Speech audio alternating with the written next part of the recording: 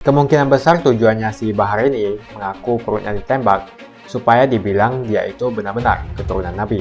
Jika terbukti membuat laporan palsu, maka Bahar Smith bisa kena pidana, penjara paling lama 1 tahun 4 bulan. Sebab laporan palsu diatur dalam pasal 220 KUHP. Bagaimana pendapat kalian semua? Saya yakin Bahar Smith hanya setting-settingan. Tidak mungkinlah ada yang percaya Bahar Smith ditembak. Bahar Smith, kamu jangan suka ngibul lah. Rizik Syihab dan Bahar Smith, gerombolan Arab Yaman, tukang ngibul dan ngaku ditembak. Sebelum kita cerita tentang Bahar Smith, kita masuk ke Rizik Syihab terlebih dahulu. Contoh nyata, ulah busuk Rizik Syihab itu dimulai dari ulahnya memaki Presiden Jokowi dengan sebutan Jokodok. Belum lagi Rizik Syihab melakukan penistaan agama terhadap agama Kristen dengan menyebut Yesus lahir bedanya siapa. Lalu dengan sok jagonya, Rizik Syihab menghasut umat Islam untuk menghabisi semua pendeta yang ada di Indonesia. Presiden dihina, lambang negara dihina, mata uang dihina, Kapolda Metro Jaya dihina, pangkat jenderal Ota Ansip. Lembaga pengadilan pun dihina. Wahai kalian putra-putri bangsaku, jangan mau diinjak-injak oleh mereka yang hanya keturunan imigran dari luar negeri. Putra-putra menantu imam besar lengkap hadir dalam aksi kita. Takbir! Kehadiran mantu-mantunya, maka roh dan semangat imam besar juga hadir dalam aksi kita. Betul? Betul. Tuntutan kita jelas. Tuntutannya bukan untuk kepentingan habaib yang ada di sini. Kami adalah majikan kalian. Kami adalah pemilik bangsa. Kami adalah pemilik kedaulatan Indonesia. Jangan biarkan perbudakan model baru terjadi di negeri kita.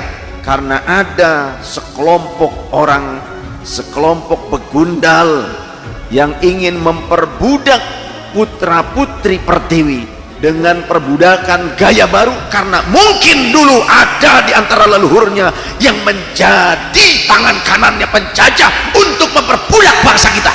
Jadi kalau Habib Utsman kemudian punya kedekatan dengan Belanda, ketika itu dituduh sebagai antek Belanda. Kalau Habib Utsman dekat dengan Belanda, kita nggak mengatakan beliau sebagai antek Belanda, terus kita bilang apa? Sahabat Belanda, muhibbin Belanda, malah Habib Utsman jadi bagian Belanda. Terus kita bilang apa? Tuduhan tersebut terlalu naif, terlalu mengada-ada. Fitnah itu terlalu keji dan kejam, saudara. Kok fitnah? Tadi Bung Rizik mengakui kalau Habib Utsman dekat dengan Belanda. Ya, Habib Utsman memang ada kedekatan. Tapi kedekatan itu sebatas beliau ingin menjaga masolihil Ya, Belanda secara resmi mengakui Habib Utsman sebagai mufti Batavia. Yang menjadi antek-antek itu enak saja, nyaman. Dibuatkan doktrin dan sebagainya. Orang Belanda yang didatangkan ke Indonesia itu sedikit. Yang banyak itu pengkhianatnya. Orang Belandanya masih sedikit. Yang asli orang Belandanya sedikit. Yang banyak kenapa kuat kolonial itu kenapa? Karena banyak pengkhianat bangsa yang rela mengorbankan anak bangsa sendiri yang menjadi pejuang untuk kemerdekaan. Jangan merasa rendah diri. Jangan merasa rendah dibandingkan orang-orang yang mengakukan dirinya sebagai keturunan Rasul tapi akhlaknya bejat, akhlaknya buruk, perilakunya tidak bermoral. Jumpa lagi dengan saya, Johannes Leong. Sebelum kita membahas tentang Bahar Smith dan juga Rizik Syihab, terima kasih banyak buat kalian sudah like dan subscribe di channel Johannes Leong. Buat kalian yang menonton video ini, saya mau tanya, apa sih yang sudah dilakukan Rizik Syihab pada Indonesia? Apa yang sudah diperbuat? Apa kehebatan dan kelebihannya? Kenapa banyak sekali umat yang percaya pada kibulan mereka? Rizik Syihab dan Bahar Smith, gerombolan Arab Yaman, tukang ngibul dan ngaku ditembak.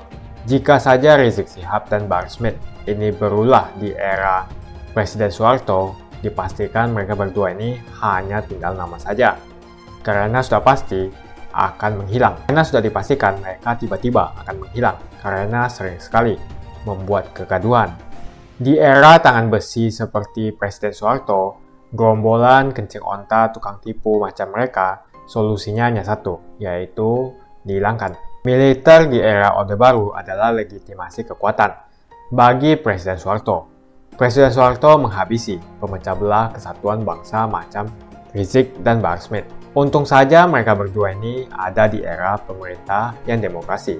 Presiden Jokowi menjunjung tinggi iklim demokrasi, bukan pemerintah yang menjalankan kekuasaannya dengan tangan besi militer. Sehingga mereka bisa ngibul sesuka hati kepada warga atau umatnya. Sebelum kita cerita tentang Bahar Smith, kita masuk ke Rizik Syihab terlebih dahulu. Contoh nyata, ulah busuk Rizik Syihab itu dimulai dari ulahnya memaki Presiden Jokowi dengan sebutan Jokodok. Kemudian memaki dan menghina Pancasila. Lalu menghasut warga dengan menghasut logo Palu Arit di mata uang baru dengan tudingan simbol komunisme. Belum lagi Rizik Syihab melakukan penistaan agama terhadap agama Kristen dengan menyebut Yesus lahir bedanya siapa. Lalu dengan sok jagonya, Rizik Syihab menghasut umat Islam untuk menghabisi semua pendeta yang ada di Indonesia. Masih banyak lagi hasutan-hasutan lainnya yang dilakukan sesuka cangkem Arabnya itu. Seperti mendoakan para pendukung Ahok dengan berbagai kutukan. Kemudian menghina orang Sunda dengan memplesetkan ucapan Sampurasun menjadi campur racun. Presiden dihina, lambang negara dihina, mata uang dihina, Kapolda Metro Jaya dihina, pangkat Jenderal Ota Ansip. Lembaga pengadilan pun dihina. Bukan hanya menghujat, Rizik pun tukang ibul. Dulu dia pernah bilang kamarnya di Megamendung ditembak. Lalu dia kabur, berangkat umroh, kemudian berubah lagi bilang diundang Raja Salman. Lalu ngaku lagi, ngejar gelar dokter. Terakhir bilang dikriminalisasi rezim Jokodok yang tidak berperi kemanusiaan. Rizik ngaku-ngaku ditembak segala. Sampai-sampai Kapolres Bogor pun menertawakan hal itu. Ini semua dilakukan supaya mendapat simpati dari umatnya. Siapa sih yang percaya kebohongan itu? Mungkin hanya umat Rizik Syihab yang percaya dengan perkataan Rizik. Saat kabur ke Arab Saudi dulu, Rizik Syihab ini bersumpah tidak akan mau balik ke Indonesia lagi guna memenuhi panggilan polisi. Sampai Jokodok disebut tidak lagi menjabat sebagai Presiden Indonesia. Tapi apa yang terjadi? Dia pun balik ke Indonesia dan diproses hukum. Cerita ini 11-12 dengan cerita Bahar Smith. Bahar Smith yang ngaku-ngaku keturunan Nabi itu mengaku bahwa perutnya ditembak oleh orang tak dikenal.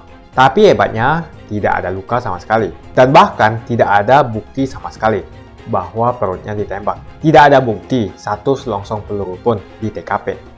Yang berdarah hanya sorbannya saja, yaitu darah atau saus kecap. Mungkin kepalanya keceduk kap mobil yang lagi diperiksa arena mogok di jalan.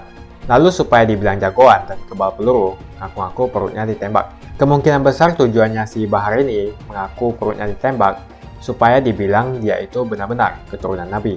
Supaya bisa dibilang mempunyai nyawa ganda, macam Hercules. Supaya dibilang dia itu dilindungi oleh Allah dari rezim Jokodok yang kejam dan bengis. Ngaco dan tak lucu, yang goblok adalah pengikut Bahar Smith. Mereka termakan bulat-bulat hasutan dari onta Arab Yaman itu.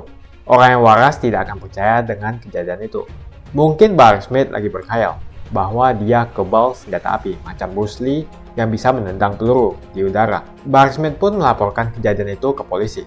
Setelah 1 hari, katanya perutnya ditembak. Kalau orang waras ditembak, seharusnya dilaporkan saat itu juga, bukan sehari setelah kejadian. Padahal tidak pernah ada ancaman terhadap Bahar Smith. Jika terbukti membuat laporan palsu, maka Bahar Smith bisa kena pidana, penjara paling lama 1 tahun 4 bulan. Sebab laporan palsu diatur dalam pasal 220 KUHP.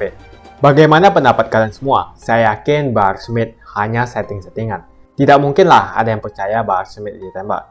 Bahar Smith, kamu jangan suka ngibul lah. Itu saja opini saya kali ini. Pastikan Anda menekan like di video ini. Dan bagikan video ini ke semua teman dan family Anda supaya mereka semua mengetahui tentang informasi ini.